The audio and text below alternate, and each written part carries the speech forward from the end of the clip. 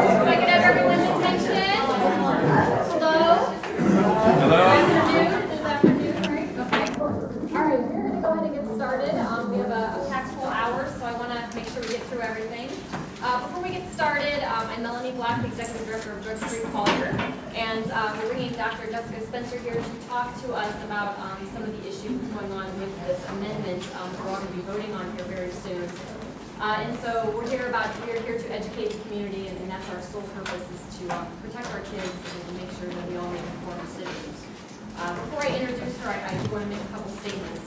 Drug Free Collier opposes the efforts to legalize smoked marijuana for medical purposes in light of the recent legislation approving Charlotte's Web, which is a liquid form, and the already approved prescription marijuana, because of the impact this will have on our youth. We are doing a great disservice to our youth by giving them the message that marijuana is harmless. We know that the long-term marijuana use can lead to addiction. In fact, 1 in 6 teenagers who start using as teenagers will become addicted.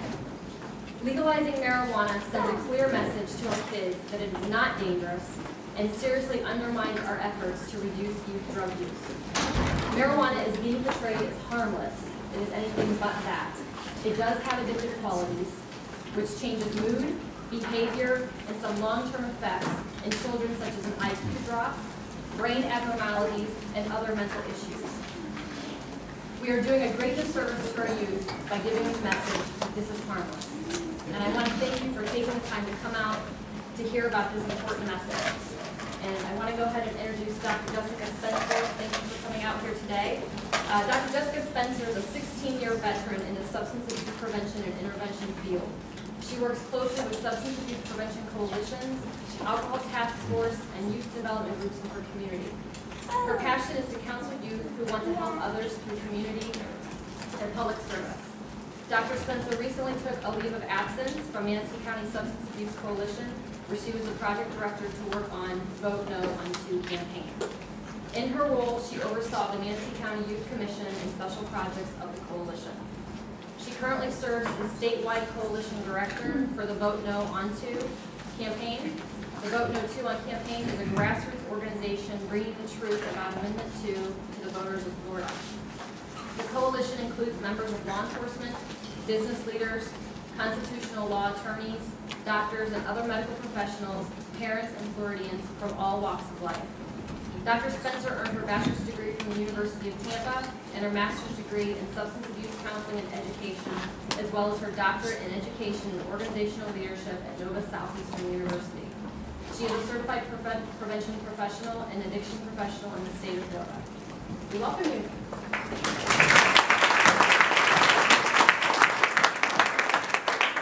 What's more uncomfortable, actually hearing about myself or hearing claps? So I'm generally a very shy person. So how is this mic? Is this going to be good for your video and stuff? Is this good? Okay, I'm not used to them because I'm pretty loud to begin with. Thank you for having me. I really appreciate it. And so you have a little bit of my background. And the reason why I took a leave of absence from my job is because I am so concerned about the language that's in this amendment.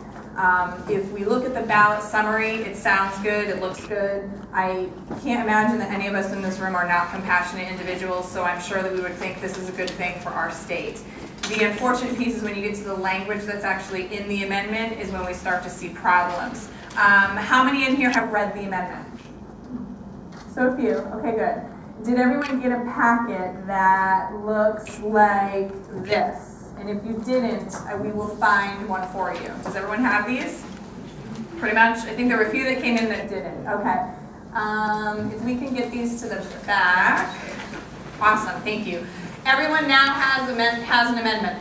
Okay? I urge you all to read it because the devil is really in the details. So please take the time to read it. It's just 2 pages. It's very simple, and I'm going to go through some of the loopholes that are in there for you, so at least you have an opportunity to kind of understand what our issues are with it.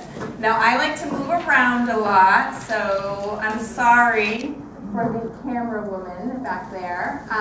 But I have 2 PowerPoints and I have a video, and we're going to try to go through these quickly because you actually, and I don't like this thing, Melanie.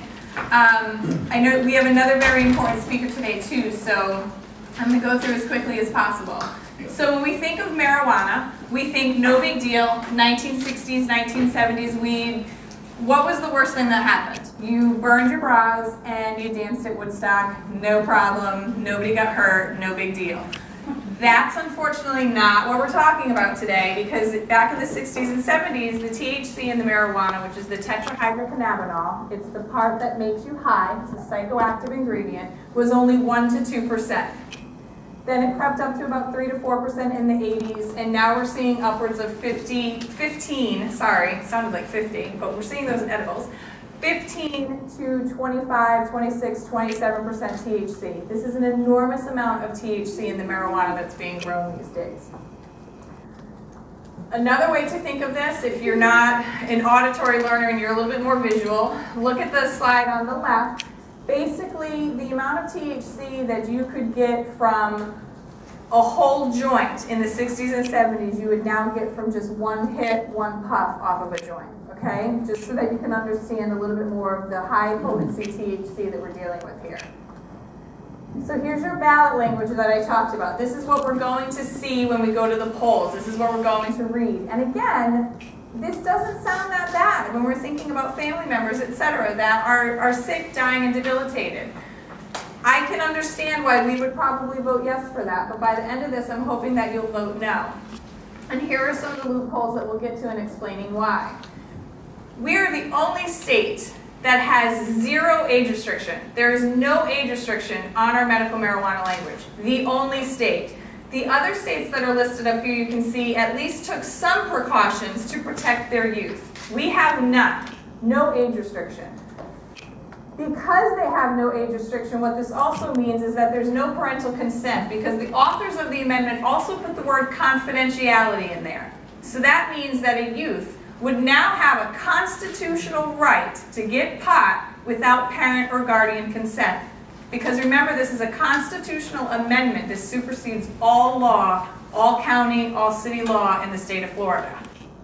This also doesn't limit the amount that one can possess. And for the law enforcement that's in the room, that could be an issue when you get to 99, 100 pounds, because then you're talking federal issues. But again, this means you can go to your pot shop and you can get your ounce of Blue Monster Hulk today, and you could even go later on, if you wish, to get another ounce or half ounce of your Orange Kush, because there's no limit on how much pot you can go and purchase or have in your possession. Make sense? Or doesn't? Caregiver. Oh, here's the caregiver language, actually. This is what we call the drug dealer loophole, and I'll go through my other presentation too so that we can get kind of a firm understanding of this, but this has a little bit more visual piece to it. Personal caregiver. When I think of the word caregiver, and what maybe I would see as the definition of a caregiver, is someone that is either a family member, you have gone to that family member's doctor's appointments, you know that family member, you know what their personality is, you know their demeanor, you know what they eat, you know what they drink, you've been to the doctor, you have a relationship with their doctor or their pharmacist, something like that. I also think of a nurse or a home health aide, someone with a medical background when I think of the word caregiver, but not in our language in the amendment. Caregiver is only someone that's 21 years old. There's no medical training, there's no medical background, there's no medical screening, there is no background checks to see if they are either a convicted felon, if they have misdemeanors, if they're actively receiving drug treatment, if they have drug charges, those sorts of things. No background screenings whatsoever. The only thing is that they are 21 years of age. So now, couple that with your no age restriction, you could now have your 21-year-old boyfriend or girlfriend being the caregiver for their 16, 17-year-old boyfriend or girlfriend. Follow me? And again, this is why we call it our drug dealer loophole. How is this any different than a drug dealer? Everyone remember pill mills? Those wonderful things that Florida has a black eye for, which we're coming out of it. Our Attorney General, our law enforcement, our coalitions, our communities, we're doing a really great job fighting back and saying, not here, not in our state. Unfortunately, we are going to see the same thing with pot shops if we allow this amendment to pass, because there is no zoning restriction. They can be anywhere. The other two concerning things here are the words transports and administers is written in the language. Now transport, I want you to envision your Friday night pizza night for the family. You call up Papa John's and you say, I'd like a 16-inch pepperoni delivered by 6 p.m. Well, now you could call your pot shop and talk to your bud tender and tell him that you want your ounce of orange kush please delivered by 6 p.m. Okay? Then we also have administers. What does that mean? That means you can use on-site. And then what do? We drive, we get in our cars. We're seeing increased auto accidents, increased auto fatalities in the other states that have medical marijuana and legalized marijuana because there are more impaired drivers on the road that are high.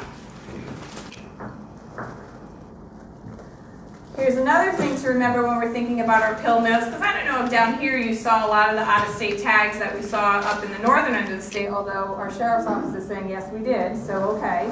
Picture this. The language in here does not limit it to Florida residents. So you will again have those out-of-state residents coming from Kentucky, Alabama, Georgia, Louisiana, wherever they're from. We even had Pennsylvania coming down here and other states. Will be coming here to get their pot because there is no restriction on Florida residents only. Another huge thing to understand is that this is not a prescription. So just because you put the word medical in front of it doesn't make it medicine, and it doesn't make it safe, and it doesn't make it regulated, and it doesn't make it pure, standardized, or dosed. This is a recommendation. It hasn't gone through the FDA process. It's still against federal law, and there are no regulations or oversights over it to tell us in the language that it will only have this amount of THC. We're also allowing for the edibles, oils, all sorts of stuff associated with marijuana, and this is about smoked marijuana. Here are some photos. I need to update these because I get more and more all the time. These are marijuana edibles. How many have been hearing about the more and more articles about the individuals, kids, adults, ingesting edibles and getting into trouble, dying, etc.? Anyone been following those? Okay, if you haven't, I would encourage you to Google them. Google marijuana edibles. These are some of the things you're going to see. There's soda to the left. We have the butters. These are lollipops. We have cotton candy down in the bottom, which I think is delightful. So I would be in a lot of trouble if I ate that cotton candy because I don't eat just a little bite. Here are your candies. Hershey's has filed a lawsuit, which is good for them, because a lot of these candy bars and there's cereals, there's all sorts of stuff, they look very, very similar to the products that these companies make. And so there's been some infringement, copyright infringement lawsuits that's been coming up. But my favorite here too is the ring pops. You know how little girls, they have the ring pops, you can buy them at Walmart for like 50 cents. Well, she could now have one that's a marijuana leaf. You have Pop-Tarts. I mean, these photos, I could go on for days with different photos. Prime example of one of the stories, I don't know if you guys saw, where that student, he's from South Africa and he went to Colorado for spring break. All he ate was a lemon cookie and he went nuts and jumped off or fell off the balcony and died. Do you remember that? Look it up, it's horrifying. The only thing he had ingested was marijuana infused cookie. He didn't have any alcohol, he didn't have prescription drugs, etc. This is high potency marijuana edibles. What happens is how you make it is you take your marijuana, you put it in a bin or a container, you pour alcohol on it, you light it on fire, and what you're left with is this really high THC oil. Very, very dangerous. Here's some others. That top right-hand one, the rainbow belts, could you tell which one had marijuana in it and which one didn't? What about the Swedish fish? Okay, so if we are grown adults and cannot tell the difference between this, how are our children and our grandchildren supposed to tell the difference?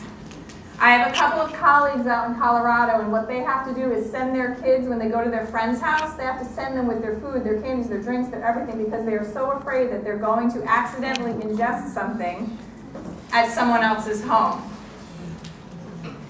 Here's another, because we're going to be trying to explain this to our kids, and again, pot shops will crop up just like your pill mills did. You're not going to go to your regular physician and he's going to have this conversation with you, and you've been going to him for 20 years, and then you're going to go to Walgreens or CVS. You're going to be purchasing your pot in a dispensary, in a pot shop, in a strip mall area.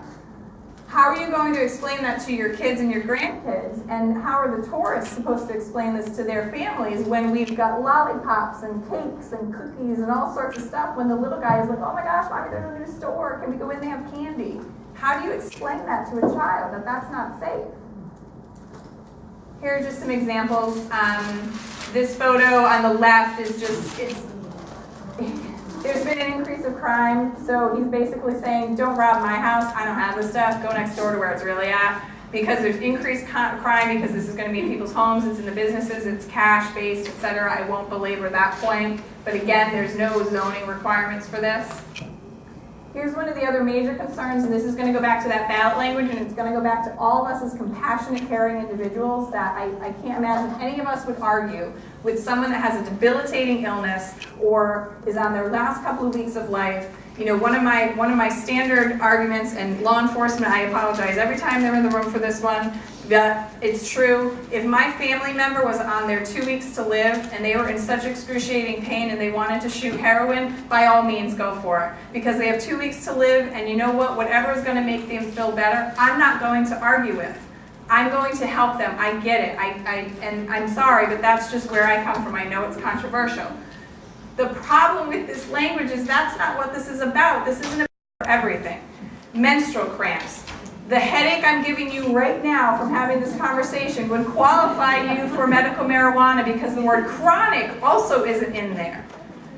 So you would qualify for it today. What we're seeing in these other states, and it can be, we put less than 10% because it depends on the state, it depends on the location, or where you're checking where their cards are from.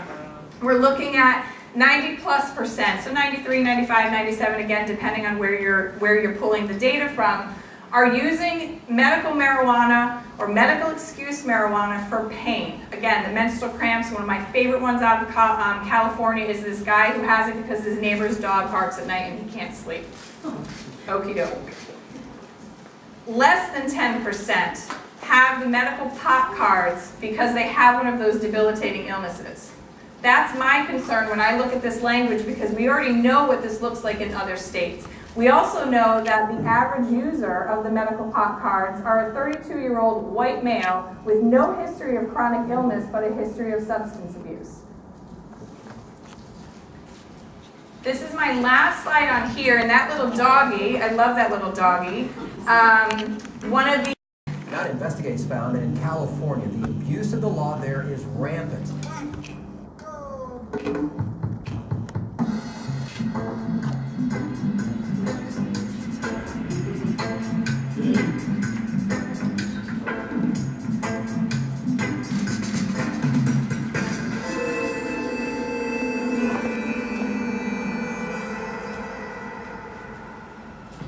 Amendment 2. They call it medical marijuana. And their story is simple. They say they just want to help the sick. But that's not the whole story. We watched as over and over people came out carrying a white envelope with their prescriptions. So what was your medical reason? I don't know, I can't sleep at night. These teenagers also bragged to me about how easy it was. What kind of problems? With that information, I went into a different office down the boardwalk. They asked for my driver's license. I then filled out a form, provided some personal information, and during my doctor consultation, was instructed to say I had trouble sleeping. There you go. The physician statement and approval for medical marijuana. California has seen its experiment with medical marijuana quickly mutate into de facto legalization. And while Amendment 2 backers bemoan California comparisons, many legal observers and law enforcement officers are quick to note that Florida's Amendment 2 is in fact far more lenient than California's medical marijuana laws, and fraught with numerous significant legal loopholes. On Amendment 2, the devil is in the details. A vote for Amendment 2 is a vote for legalizing marijuana forever in the state of Florida.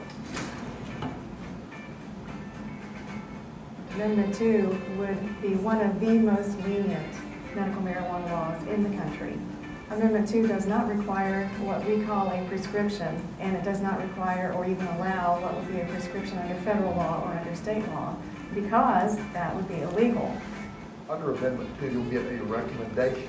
And I can tell you right now, Your physician more than likely will never hand out permits for medical marijuana, but pot docs will.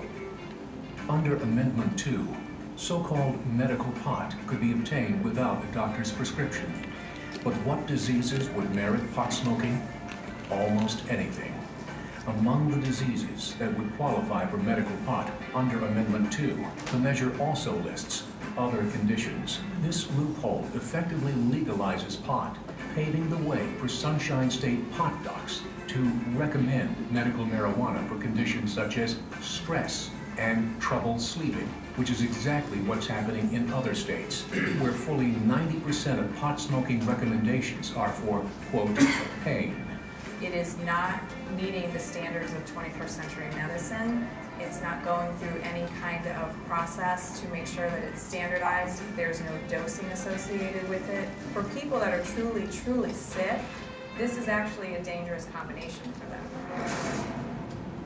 Amendment 2 doesn't prohibit a pot shop from being next to the elementary school, the middle school, or the high school.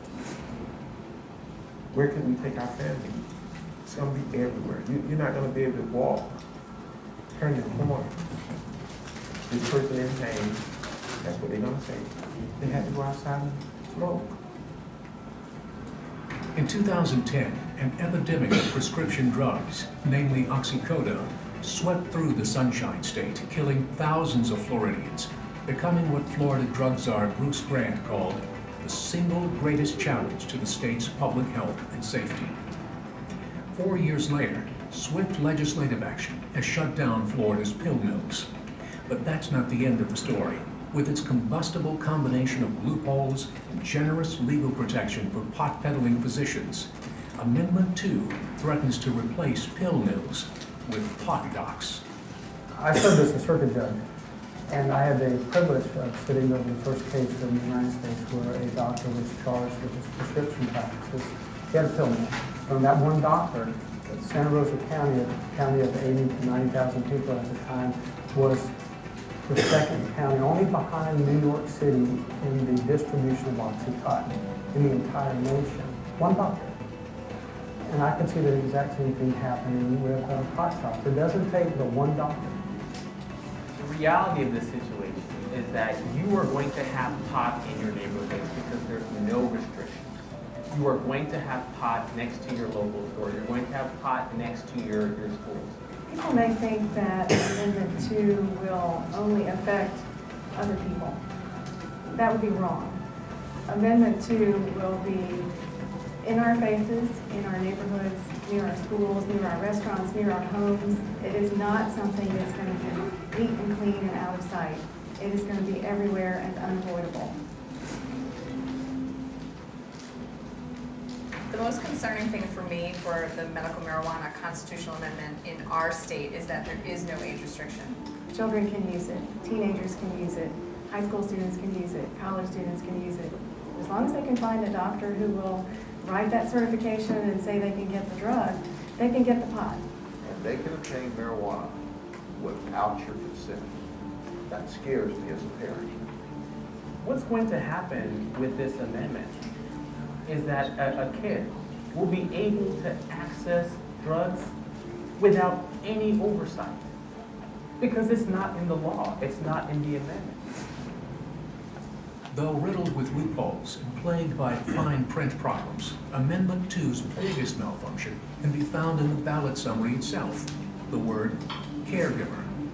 When we think of a caregiver, someone legally licensed to dispense dangerous drugs, we tend to think of someone with medical training, someone with a degree, special skill, or at minimum, someone with a relationship to the patient, but not in Amendment 2. The amendment to caregiver as defined is just an individual that's 21 years of age. No medical training is required, no background checks, no freedom from prior convictions. It can be felons, drug dealers, Joe Blow on the street. no training, no responsibility. It's not even like going and getting a driver's license because there isn't a test and it probably is just going to be on a piece of paper. They don't have to be a family member, they don't have to live in the same residence. And this baffles me. We're legalizing a drug dealer. Amendment 2 is not about those that are very sick. It's about money for those that are. If the Amendment 2 is passed and I was able to be a caregiver back in the day that I was pushing drugs, you just legalized me to sell and distribute drugs to all ages. All ages. You would have never stopped me. People need to be sure that they are voting on this actual amendment and not just on the concept that they think it represents, or not just on a soundbite. This is not about the medical use of marijuana. It is about legalizing marijuana.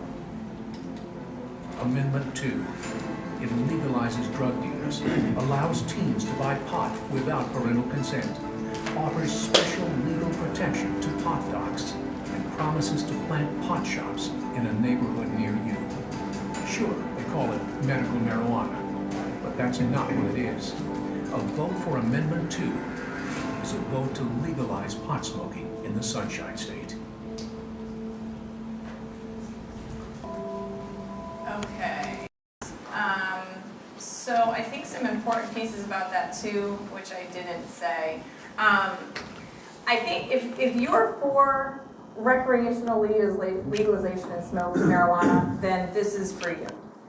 If you like the concept of medical marijuana, like I think most of us do, and achieving that through 21st century medicine like we do all our other medications, this is not the amendment for you and you're going to be a no vote. Because if I had breast cancer, I'm not going to smoke a yew tree. I will take Taxol. If we have a headache, that headache I referred to again, I'm not going to chew on willow bark or smoke willow bark. I'm going to take an aspirin. So if you agree with, harnessing the components of the plant that are beneficial for whatever condition and using them like 21st century medicine, that's not what this amendment is about, and you're actually a no vote. I think the other thing that's important to show too is when we talk about our kids, and I usually have this in one of my slideshows, but it's not in this one, but here's this. Those red lines at the top, those are states that have medical marijuana, and this is youth use, ages 12 to 17.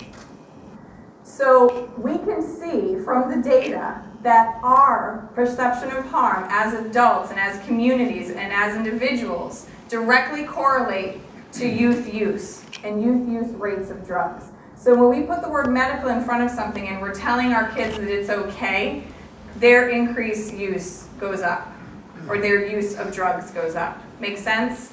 It's very, very sad. I want to also show you, and this is actually an old photo. It's about probably 6 months old. I probably need to pull another one, or for yourselves, you can go to weedmaps.com. This is Anaheim, California. So when you go to Weed Maps, you can find the nearest pot shop. And again, Colorado, they proudly are displaying Colorado. But again, go to weedmaps.com and you can find the nearest pot shop to you. This is Anaheim. I don't know if you can see how many pot shops there are. On the other side too, you can get your little coupons, or they'll tell you, hey, they're running a deal. So over at, let's see, what's an easier one to read? The Canna Delivery, you can buy 2 and get 1 free. When I go to get my medication at Rite Aid or CVS or Walgreens, do you buy 2 and get 1 free? Do you have coupons? Do you have a first-time buyer, deal or sale or whatever? No, this is not medicine. This is, again, as Sheriff Judd says, this is about legalizing marijuana use and selling it to everyone. What I also want you guys to know too is that the Department of Health is the one that is tasked with, quote, regulating this, which will be interesting because then they'll be violating the Constitution. They project, and they're using Colorado's data and Colorado's plan, and they project over 1,800 pot shops. Did you know that that's more than Walmart's, Starbucks, and McDonald's combined in our state? Look it up. It's the Department of Health has their projected. It's shocking. I'm going to run through this real quick just to kind of sum up these, and then our next awesome speaker is going to start. Again, we go into the writers of this. They act as if this is simple.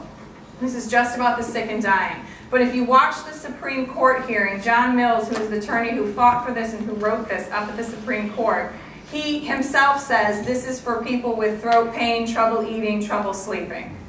Nowhere in that did he say any of these debilitating illnesses that, again, none of us would argue with. So our drug dealer loophole is the caregiver loophole. Remember, the only thing that's required is that they're 21 years of age. The pot for anyone who wants it loophole, and I have these 5 loopholes also on a handout too. I think it might be in your packet, but I'm not sure. Again, it doesn't require a prescription, and they've opened it up for those other conditions. So your headache from today, my menstrual cramps in a month, or whenever, that would qualify. No problem. Trouble sleeping. Pill mill loophole, we had a lot of pill mills. We're going to see the pot shops because there are no regulations or restrictions on where they can go. And you're also going to see those pill mill docs turning into your pot docs because they're just waiting for their next thing.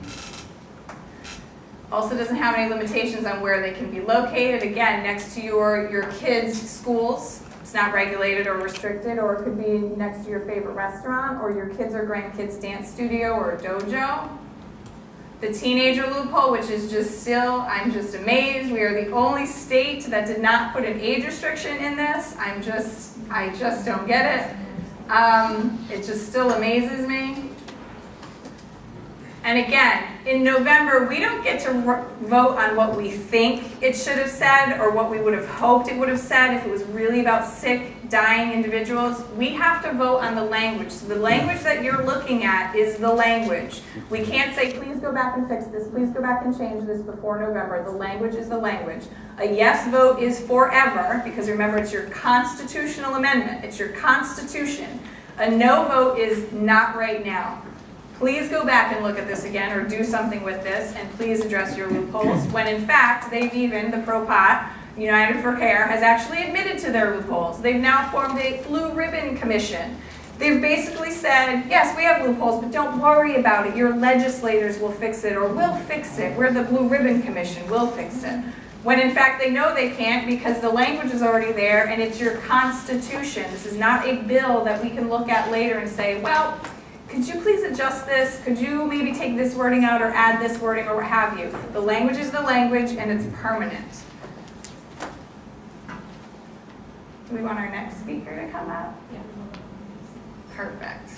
And let me get out of here while you're doing that. Describe himself, so I'll let him do that. But his name is Jeff Reed. Jeff, you want to go ahead and come on up? Yeah, I'd be happy to talk. Jessica, you need to lighten up. You need to lighten up. You're a doctor. You should know that this is to help people. What is wrong with you people? I'm from Colorado. We have no problems in Colorado. Rocky Mountain High, come on. We've got people coming into Colorado in droves. All this stuff you heard. Let me ask you a question. What's wrong with people smoking dope on the beach? Come on, if I want to get high or I want to hang out on the beach all day, then I'm going to do it, right? What's wrong with getting in my car and driving under the influence of marijuana? I get high, I relax, there's no issues, right? If I drink a pint of vodka, I can't drive. No, that's DUI, but you know what? I can drive high, that's no problem. I don't understand the big concern about all this issue. What's wrong with pot shops? You know, we have 7-Elevens. Why not substitute pot shops for those? What's wrong with that? People making money off of selling pot? Hey, they're doing it now, so why not? Let me tell you about Zombieland. I lived in Colorado for the last 10 years. That's the reason they asked me to speak to you today. I lived through the last 3 years of Colorado's turn from using medical marijuana, legalizing, decriminalizing, if you will, whatever term you want to throw out, medical marijuana into legalizing recreational marijuana. We saw the effects of what happened very quickly upon legalization of recreational marijuana. So I want to paint a little bit of a picture, which I just did, to you about what the state of Florida is going to look like if this is approved. Let me start out by telling you that Colorado is a beautiful place to live. I loved it. It was my home. I never, ever thought that I would move away from Colorado. I'm now Floridian. I became a resident of Florida back in May. One of the reasons that I moved to Florida was the beautiful beaches, the warm weather. I got real tired after my knees blew out and shoulders busted up from skiing. I got real tired of sitting and looking at the snow. So I wanted to come down to Florida. I've been looking at it for about the last 10 years. And I thought this would be a beautiful place to come. But I'm going to be lying to you if I didn't say that the legalization of marijuana in the state of Colorado was one of the catalysts that forced me to move down here. And I know a handful of people that have done exactly the same thing. What scares me is that we've moved down into what is more of a bee's nest than Colorado ever has seen.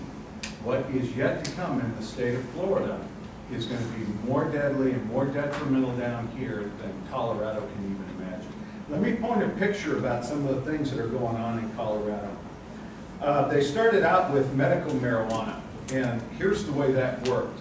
You went down to a shop in Boulder, or you went to a shop down in Littleton, and you walked into kind of a back room office, and there was a guy sitting at a table, and you sat down and you said, I have a pain. And he said, well, you've got to qualify for a medical marijuana card. What's your pain? Well, I have severe pain. Oh, well, that's good. Severe pain. There you go. 93% of the individuals in the state of Colorado that received a permit, a card, if you will, for medical marijuana listed severe pain. It wasn't anything specific. It wasn't glaucoma. It wasn't cancer. It wasn't, oh, you know what, I was in an auto accident, I can't even walk anymore. It wasn't me, I've been skiing and bashed up both knees and it's hard for me to walk. It was severe pain. All right, well, the next qualifying factor was, are you 21 or older? You had to prove that you were 21 or older. Whether it was a fake ID or a good ID, as long as you had something that said you were 21. A note from your mother, whatever it was good enough, and you got your card. Then you went out and you went to one of several pot shops that opened up along Broadway outside of downtown or down in Boulder on Pearl Street. And you walked in with your medical marijuana card. And then you were able to look at a counter full of the different strains of marijuana, and you were able to pick the strain that you wanted. Or you could pick an edible, a cookie, maybe some liquid, and you could take that out and you could use that as administered to you. Now, did I say anything about a prescription? Did I say anything about a doctor's script? Did I say anything about pharmacy? Because they're not involved. So, you've got people doing this, and all of a sudden, people are just going to these shops left and right. And everybody's smoking marijuana because, you know what, I'm 17, 18, but I have a friend who's 21 who just bought a bunch of marijuana at the pot shop because he's got a card. So I get the marijuana from him. 10, 20 bucks, he just bought a supply at the medical marijuana shop. So 10, 20 bucks, I've got my marijuana. Well, I don't have a medical marijuana card, but you know what, I have a friend who does it, so I do the same thing. So smoking became more and more prevalent in the state of Colorado. A guy named Mason Trevert, and if there are any pro-pot people in here, they know the name Mason Trevert. He got on all of the radio stations, he got on all the televisions, and he said, you know what, we have a huge amount of DUI accidents here in the state of Colorado. People are dying from fatalities left and right. We have domestic violence situations. People are abusing and beating their wives and their girlfriends left and right in Colorado. And it's all a result of alcohol. Alcohol's involved in all of this. Now, I think we can all agree that alcohol is a bad thing, but what he did was he got the attention of ladies, battered females. He got the attention of people that are against alcohol and people that look at the alcohol industry and say, you know what, he's right. And he was right. Colorado had a huge number of fatalities and DUI accidents that were coming in every day. You could turn the news on, listen to the radio. You'd hear about somebody dying from a DUI accident. So he was not fabricating anything there. But what he did was he was able to take that and use that to convince people that marijuana and getting high, getting stoned is better. And if we have already alcohol and we have all the violence associated with it, why don't we go ahead and legalize it? Because now people can get high. You come home after work and instead of having 5 cocktails and beating your wife, you can get stoned and sit down and watch television for 7 hours. So people bought into it and they thought, yeah, you know what, that sounds like a good idea. We'll go ahead and do that. They voted in legalized recreational marijuana. What happened after that is horrible. It's tragic. If you have been to Colorado in the last 6 months in the Denver metro area, you're going to know what I'm talking about. If you have not, you need to take a trip to Colorado. It's a beautiful place to go, and you can see firsthand some of this stuff I'm talking about. First thing you'll notice is as you come into Colorado, you'll drive I-70 or I-25, one of the two major interstates, and you'll smell the smell of marijuana. If you've been to Colorado in the past, you know on I-70 going into the mountains, there's the Purina dog factory. Well, they shut that down. Now they manufacture marijuana out there. So you won't smell the dog food and the stuff you used to, but you will smell an aroma of marijuana. And for most of us that are products of the 60s and 70s, we remember that smell. We know what it smells like. And once you identified that smell, you pick it up real quick. I-25, the same thing. The whole area right around Denver, they're manufacturing and selling and having warehouses full of marijuana, supplies of marijuana. You smell it all over. And this isn't even being smoked. This is just being stored and being sold. Pot shops opened up left and right, all over Colorado. You see them up and down Broadway. You see them in almost every city in the state of Colorado. One of the things Colorado did that unfortunately Florida hasn't done, aside of the law of being 21 and older, having to be able to prove now that you are 21 or older, and being an in-state resident, you can only buy a small amount if you're an out-of-state resident. One of the things that they did was they made sure that in the state of Colorado, if you go to a pot shop and you buy this pot, you have to be local. You can buy a certain amount of marijuana, okay? If you're out of state, you can buy a small amount, a small quantity. But it has increased the number of homeless people that have come into Colorado twofold. When my wife and I were leaving with our beautiful U-Haul full of a little bit of junk that we were bringing down here, we saw droves, and I'm talking 3 different incidents of people along the highways, dreadlocks hanging down, young teenage type people sitting on suitcases, hitchhiking. They wanted to come to Colorado. And we thought, well, isn't that interesting? Don't have a car. They're just kind of sitting on suitcases on the side of the road, hitchhiking to go to Denver. They have come out recently and said that the homeless shelters that typically house 200, 250 people are now housing 300, 350 people. When these people are interviewed, and the majority of them are between the age of 18 and 30, they say they're there because they want to participate in recreational marijuana use. They've come to Colorado as a result.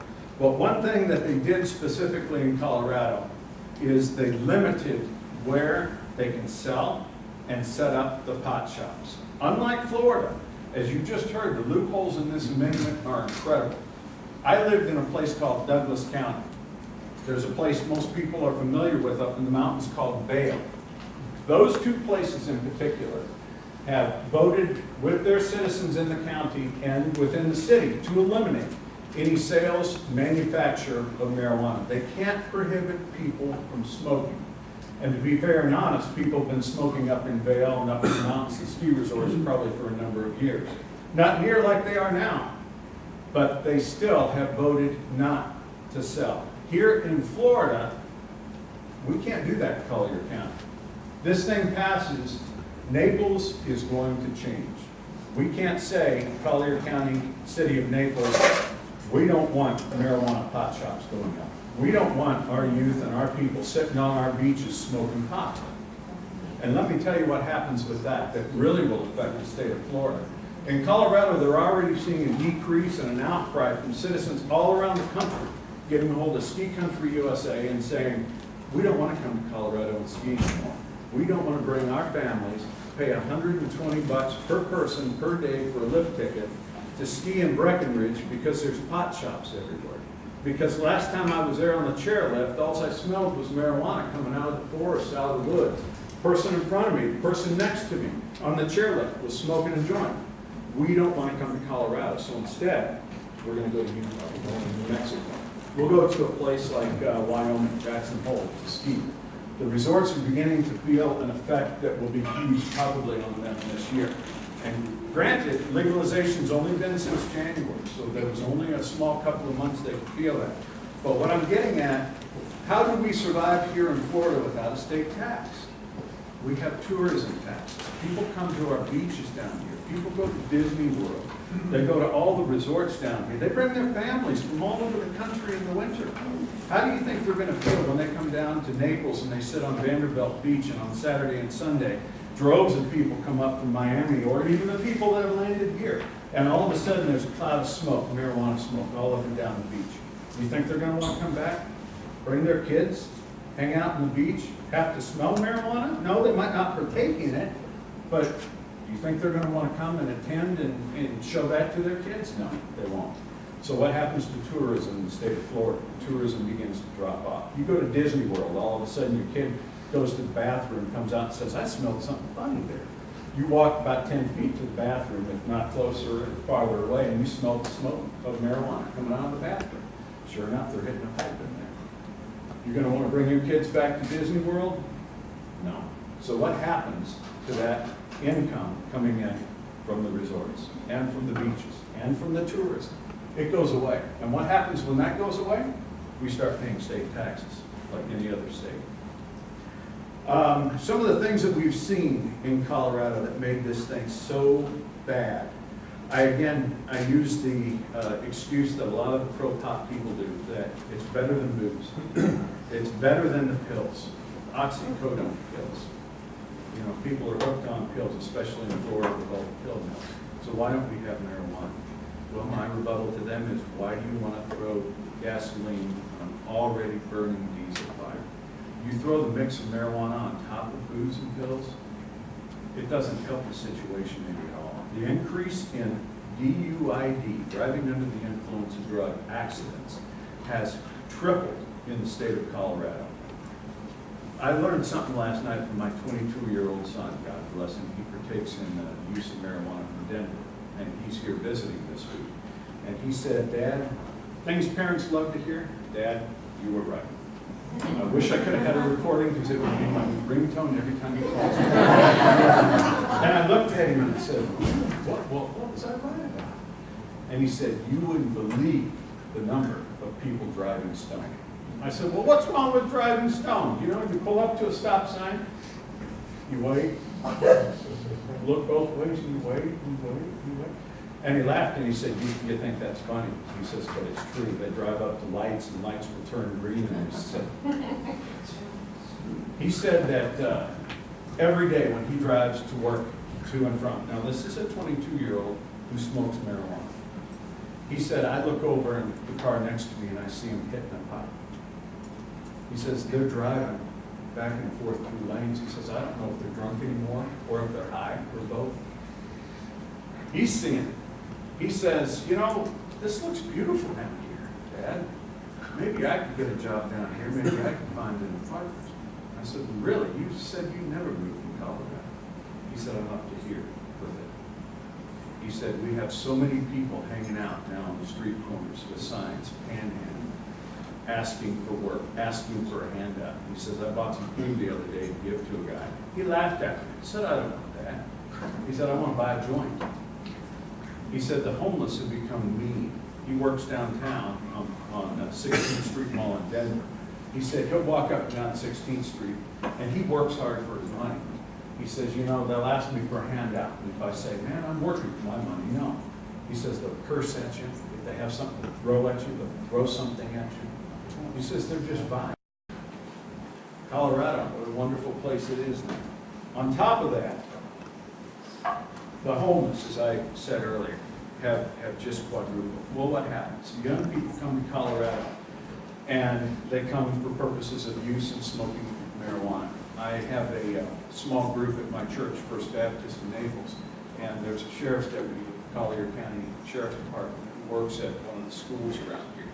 And he told me a couple of weeks ago that the aspiration of all the seniors graduating this year was to pack up their car as quickly as possible and move to Colorado. And when he asked them why, they go to college, University of Colorado, they got to work with football team, whatever you want to do. He says they all say the same thing because they want to move to Colorado and be able to smoke pot and not get in trouble for it. Well, what happens when you move to a place like Florida or a place like Colorado where the cost of living is very high and you don't have a job? You're lucky if you can find work. Most people don't. And here's what's happening on top of that, causing the homeless problem to expand. People in certain jobs get drug tested. That hasn't changed any. To work here, you have to be able to pass a drug test. You know, if you want your people preparing your food, people fixing the airlines at DIA, certain jobs, do you want them under the influence of marijuana, whether it was 2 days ago, 3 days ago, a week ago, maybe just an hour ago? No, I don't. I certainly don't. So they drug test still in certain occupations. What happens when you lose your job because you tested positive? You're out of work. What's the first thing you do? You turn around, you file for state unemployment payments. So the system comes into play. Colorado says, okay, yeah, you're on unemployment now. Well, you search for 6 months, 7 months, you still can't find a job. You're sitting out there hanging out, smoking. You think, oh, that's pretty cool. Government, will it take care of me? Well, yeah, unfortunately nowadays the government takes care of a lot of people.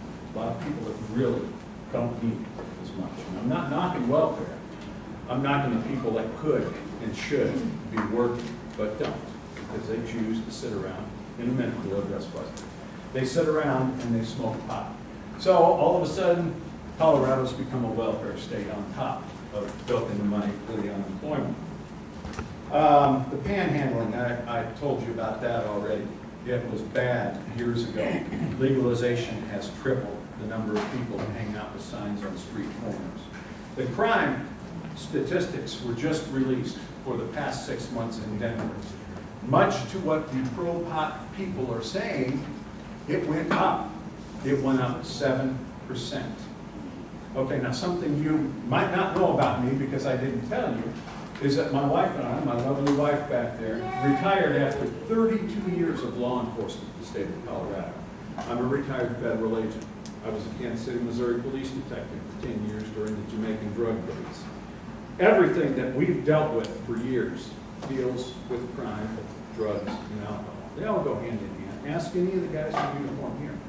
My lovely wife was the one that used to stop the drug cartel in Colorado as they came up I-25 bringing marijuana from Mexico, because she's Hispanic, she speaks Spanish, and she looks beautiful today, but she can dumb down pretty well, put an accent on. So she was real good at doing that.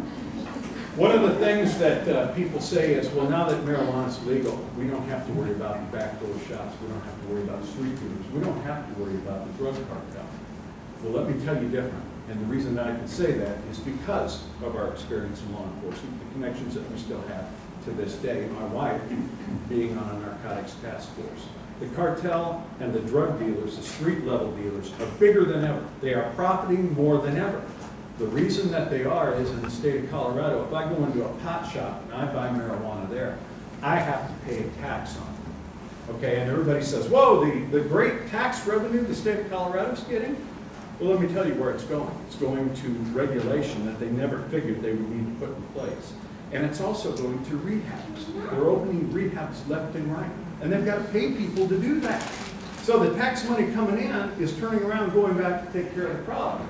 But back to the other problem. The cartel has set foot 2 times in Colorado. And the reason is, I don't pay a state tax if I go buy it from my local dealer down the street. The cartel found an opportunity to make some money and compete with the big business pot industry. And they're doing it. And they're doing it very successfully, very well. So crime's up 7%. What kind of crime do we see? Violent crime, I will say, is down in Denver. But I was a homicide detective in Kansas City, Missouri. We worked 180 murders in 1 year. I went to Colorado as an agent later on. I think the biggest number of homicides I saw in the city of Denver in 1 year was 9. So, I mean, what's that tell you? It's not a very violent place to begin with. And this was years before they even legalized marijuana. The reason that the crime rates are up, people, is the DUIDs. It's the offenses of breaking into people's cars because I need an iPod, I need a phone. Oh, there's a lady's purse in there. What can I get that I can take into a pawn shop? Because I don't work and I need $10 to be able to go in and buy some pot. The burglaries are up because people are looking to see if your door's open. The reason that I know this, having been in Florida now the last 3 or 4 months, is I still have friends that work at the Boulder Police Department and the other departments around there. And we're in contact and communication with them continually about it. And they tell me that it's amazing, the violence, the assaults that have gone up, the domestic violence situations that have gone up. And I'll tell you why, because marijuana is a depressant. It acts as a depressant like alcohol on your body. And if somebody is away from marijuana for any period of time, the frustration level grows. They get angry. They get hooked on this stuff. I know I have a 22-year-old son that in another day or two after being here for 4 days and away from marijuana is going to be real crazy. I've seen it before. I know it'll happen. So the frustration levels go up, and people, if they're away from their marijuana, begin to become agitated. And along with that comes violent crime, like assaults, disorderly conducts, other things. On top of that, the crimes that the pot shops have drawn in to the areas that they're located, and they locate them almost anywhere except the cities and counties that voted them out.